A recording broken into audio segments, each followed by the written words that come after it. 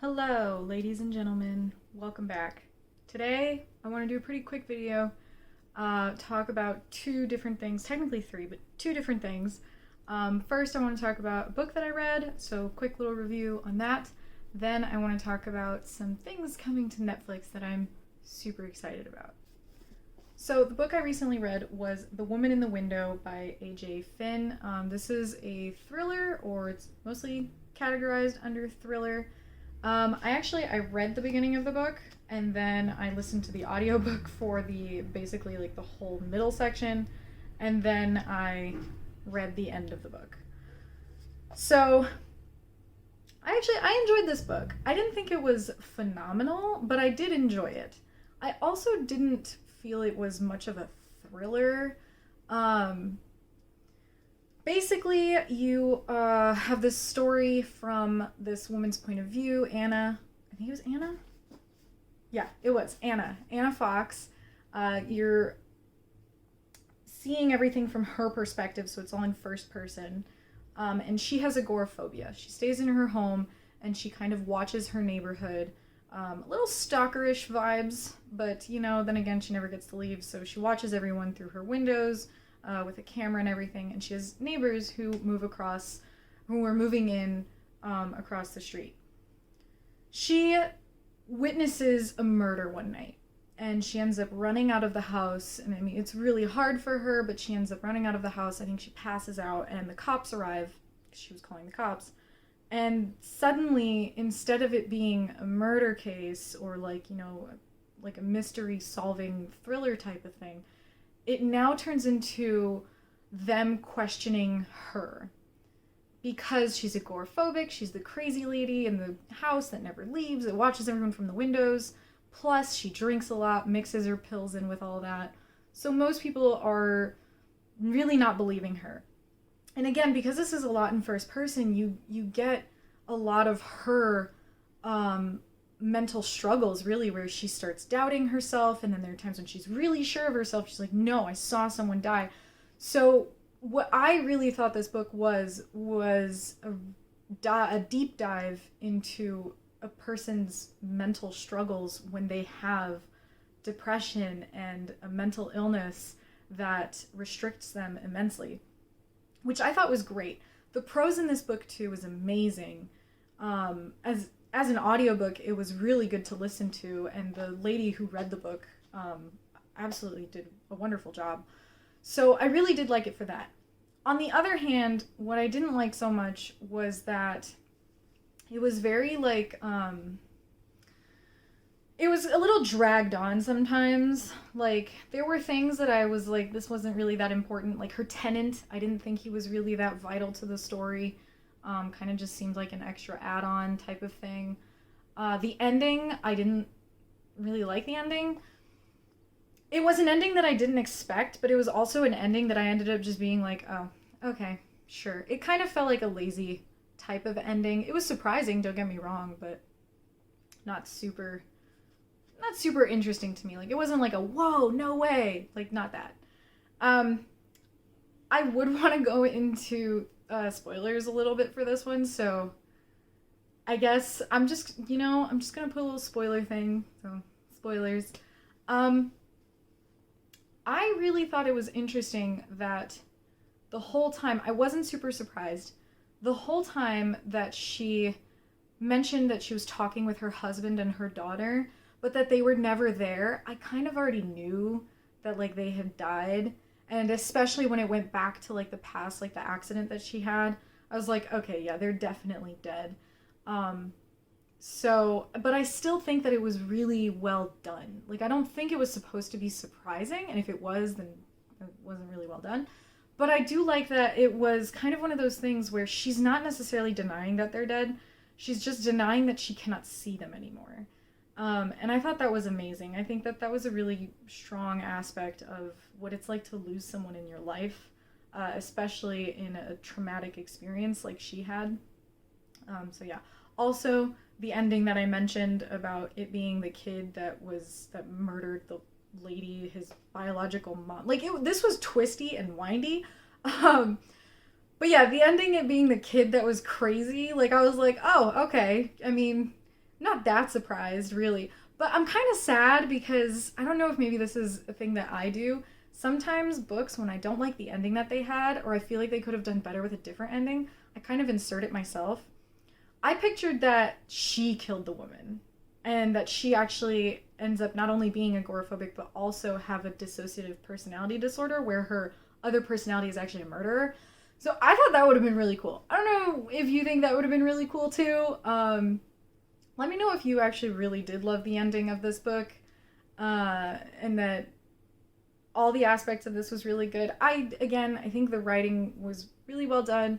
I think it was a little weak on other points, like the actual plot points weren't that great. But when it comes down to this book dealing with mental disorders and depression and any other kind of disability, really, I think it did a really good job with that. All right, now on to what I'm super excited about Netflix with. So right now I'm recording the week before I'm gonna post this. So for me, this stuff's coming next week. But when I post this video, one of those things will have already arrived on Netflix. So I'm a huge fan of the show Castlevania. I don't know if any of you have watched it. If you have not, I highly recommend it, especially if you like dark medieval fantasy.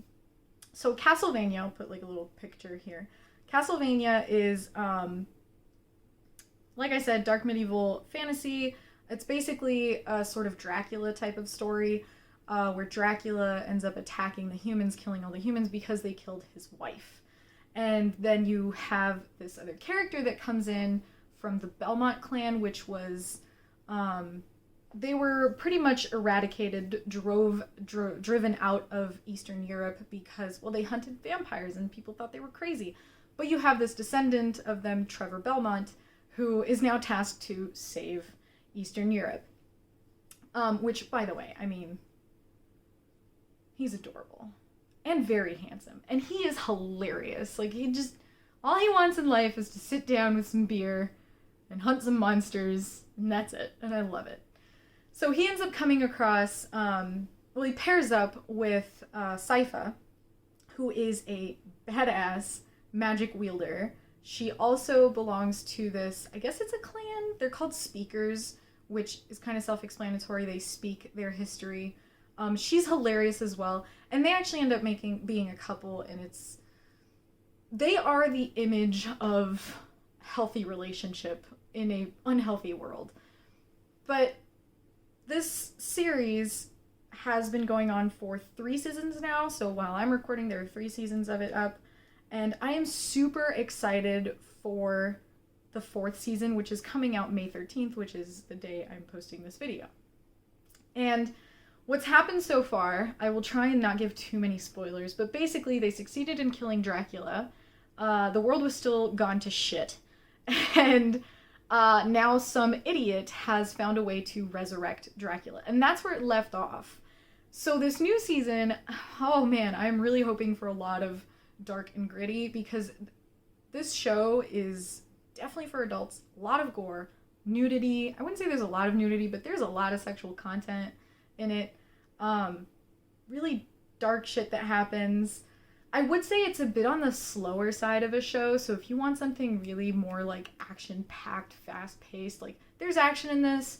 There are moments where it's fast-paced, but I would definitely say it's a little more on the like cynical, dark humor, not really interested in being super, super violent. Just when it is violent, you're like, holy fuck, okay. So, really excited about this. The other show I'm super excited about, too, is it's not so much a show as it is an anthology. It's called Love, Death, and Robots. When this came out I think it was in 2019 it came out, basically, all the episodes, there's no order. There's no like episode 1, episode 2. It will actually start the episodes in an order that it thinks that you'll like. So it'll start with an episode that it thinks you'll really like. Every single episode is different. It's a different style. It's a different genre. So you can have sci-fi, humor, historical, all sorts of stuff. And the animation will be different every time. The duration can be different. They can range from like a 20-minute episode to a 5-minute episode. But basically, what I loved about every single one of these episodes was the critique that it'll make on different topics. Like, one of them was, oh god, one of them was like sentient yogurt. Another one was like the fox spirit that essentially tries to survive in a world that's modernizing. And this one was, it was beautiful. It was also very brutal. There are themes in these episodes that I would say, you know, trigger warnings for a lot of these. There's a lot of nudity, be careful with that. A lot of violence, a lot of gore in some of them. One episode has very sexual content, so also warning to that, so don't watch this if you have kids around the house. But I really did love these episodes. I rewatched them so many times, and I figured it would be a one and done thing. Like, Netflix did this one thing, they got a whole bunch of animators together, a whole bunch of like script writers, and they wanted to do something super short and impactful, but they wouldn't do it again. I was wrong. Volume 2 is coming tomorrow when I post this video, May 14th. It is coming up tomorrow, and I'm so excited, and I cannot wait. And let me tell you, the video might be posted right now, but I'm definitely sitting down watching Castlevania and getting super hyped up to watch Love, Death, and Robots Volume 2. I know a whole bunch of other stuff is coming to Netflix, but these two I'm super excited about. And if you haven't watched them and you like things that are dark, gritty, probably some philosophical like morals and questions that you can ask yourself, I love that shit. I highly recommend it. Also, as long as you're not bothered by like strong language, nudity, gore, things like that. Highly recommend these. Anyways, that's it for my rant today. If you like this video, please feel free to like and subscribe and comment. Let me know if you like the shows, if you liked the book Woman in the Window by A.J. Finn. I'm always happy to know that stuff. Plus, it helps with the whole YouTube algorithm shenanigans. If you also want to find me in other social media, other things, I have links down below. So yeah, thanks for hanging out, and I will see you next time. Goodbye.